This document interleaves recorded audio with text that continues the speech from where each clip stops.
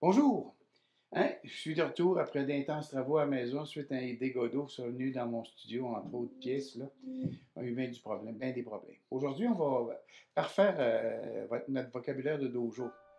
On va essayer de comprendre le sens de deux mots très utilisés, mokuso et us. Souvent, ces mots sont prononcés, mais on n'en saisit pas toujours le sens.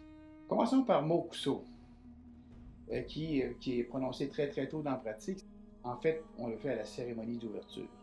Le kanji mokuso se prononce mokuso. Okay? Ça se traduit par méditation. Moku signifie littéralement silence, quiétude. Et so, c'est penser, si vous voulez, une pensée. C'est un terme de méditation qui signifie quelque chose comme regarder en silence vers le cœur. On peut aussi bien lui attribuer la traduction de, mettons, réflexion tranquille. C'est un concept qui est d'un état atteint par l'entraînement mental, qui lui est associé à la détente et à la respiration, qui, combiné à une bonne posture, va nous permettre de revenir à l'état d'esprit d'un nouveau-né, qui lui est dépourvu de peur, qui n'a pas de connaissance de ce qui est le stress, la douleur, le doute, etc. Ça va nous permettre de laisser notre esprit vide et de nous concentrer pour pouvoir affronter les différentes situations sans que les émotions ou les doutes viennent perturber nos mouvements. Et c'est une partie de l'entraînement du Mushin, ça vient du bouddhiste zen. De toute façon, toutes les chines, on va voir ça dans une autre vidéo. En fait, il s'agit d'atteindre un état de conscience supérieur où les problèmes quotidiens, les tensions du travail et les problèmes personnels vont rester hors du tatami lorsqu'on rentre dans le dojo, puis qu'ils vont revenir, et l'inverse lorsqu'on va en sortir.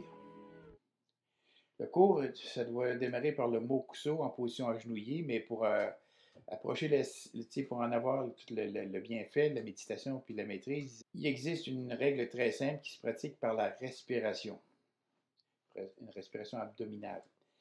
Une fois la position du seiza exercée, le mokuso, le prof va dire mokuso, ça c'est la première chose, ou encore le capitaine de ligne, ça n'a pas tellement d'importance. La première étape, c'est de se concentrer sur notre posture. Poser sans effort le bassin sur les talons, les vertèbres sur le bassin, les épaules sur les vertèbres, la nuque sur les épaules et la tête sur la nuque. De ce point de vue-là, le mokuso constitue déjà une excellente introduction à une séance d'activité physique intense. Ensuite, il faut apprendre à respirer de façon simple, une respiration qui part du hara, le ventre. Le but, c'est de gérer la respiration pour ressentir la plus grande détente possible. Il y a beaucoup de pratiquants qui se demandent à quoi penser durant ces instants de méditation. L'expérience nous montre que si on se concentre sur sa respiration, il devient difficile de penser à autre chose. Au bout d'un certain temps d'entraînement, notre esprit va s'adapter automatiquement à l'exercice, puis il pensera moins. Mais il va rester toujours à une espèce de fil de conscience auquel on va se raccrocher. Et il ne faut pas diverger vers des multiples pensées qui demandent juste à perturber notre belle sérénité. En fait, les anciens disaient purger son esprit pour aborder le keiko, la pratique. Judo, karaté et mokuso nous enseignent la capacité de pouvoir réguler sur nous-mêmes et de ne pas laisser les choses nous submerger, comme je disais précédemment, mais de reprendre le contrôle sur le moment. En langage clair, au début de la pratique, on essaie d'oublier tout ce qui est d'extérieur du dojo pour nous concentrer sur le moment présent. Maintenant, on va passer au deuxième terme qu'on entend souvent, c'est us. Un mot qui veut à la fois tout dire et rien dire. Ce mot-là est prononcé et écrit de différentes manières. Beaucoup vont l'écrire OSU ou encore OSS. Certains vont le prononcer OS, d'autres OS. Mais d'après mes recherches, c'est correct. C'est correct dans les deux prononciations. Et voici ce qu'un prof de karaté, M. Lionel Froidure, nous dit à propos du sens et de l'utilisation de ce mot-là, qui est très à la mode et trop souvent mal utilisé. Ce mot si populaire dans certains dojos est bizarrement banni dans d'autres. Une explication va nous permettre de comprendre si oui ou non il est de mise et surtout pourquoi il l'est ou il ne l'est pas. Lionel Froidure, comme il l'a dit, il n'a pas la prétention d'enseigner sa signification totale, mais au moins d'essayer de nous en donner un bon aperçu. Le kanji de os, le O là, de os, ça veut dire pousser, oshi par exemple, éliminer. Et la partie su, écrite en japonais, est écrite en japonais avec un kanji qui veut dire endurer ou persévérer.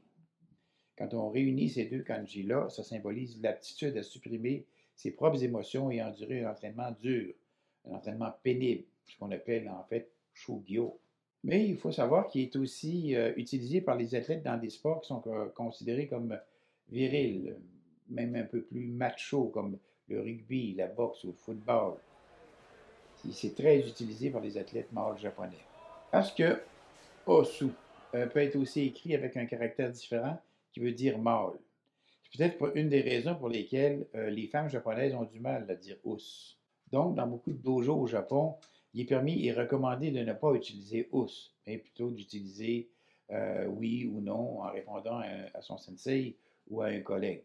Comme le karaté et le judo sont devenus très populaires en dehors du Japon, le mot us en a fait de même.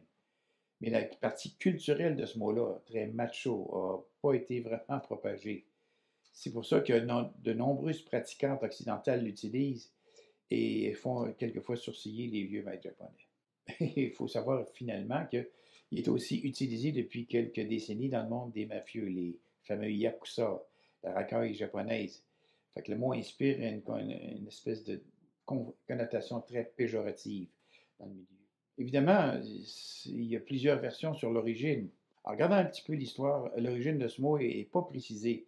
Il existe quelques théories. Je vais vous en nommer deux. Là. La première théorie concerne le mot os, c'est qui aurait été inventé au milieu du 20e siècle dans la marine impériale du Japon pour nourrir les marins de l'esprit des samouraïs.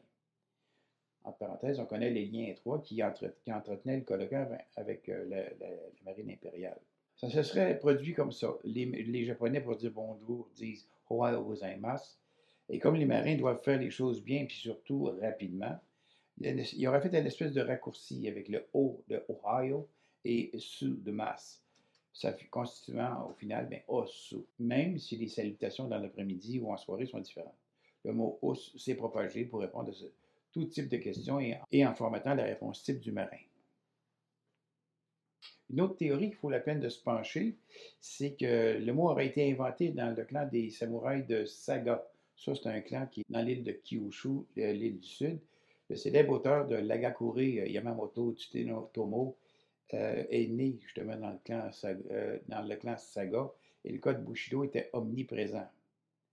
Il est supposé que les jeunes samouraïs du clan Saga, au cours du 18 ou du 19e siècle, utilisaient le mot os pour les salutations matinales. Voilà, c'est ce que j'avais à vous dire. Donc, un petit peu plus d'éclairage sur l'utilisation de ces mots-là, en espérant que ça vous a plu. N'oubliez pas, si ça vous a plu, de nous donner un pouce en l'air, ça qui va nous donner un vrai coup de main pour la chaîne. Activez les clochettes pour recevoir les notifications. Et surtout, n'oubliez pas de vous abonner à la chaîne Martial Mambo. Mais le plus important, c'est de vous rendre au dojo pour pratiquer. C'est plus important que de regarder les vidéos, même les miens. Faites attention à vous et à la prochaine.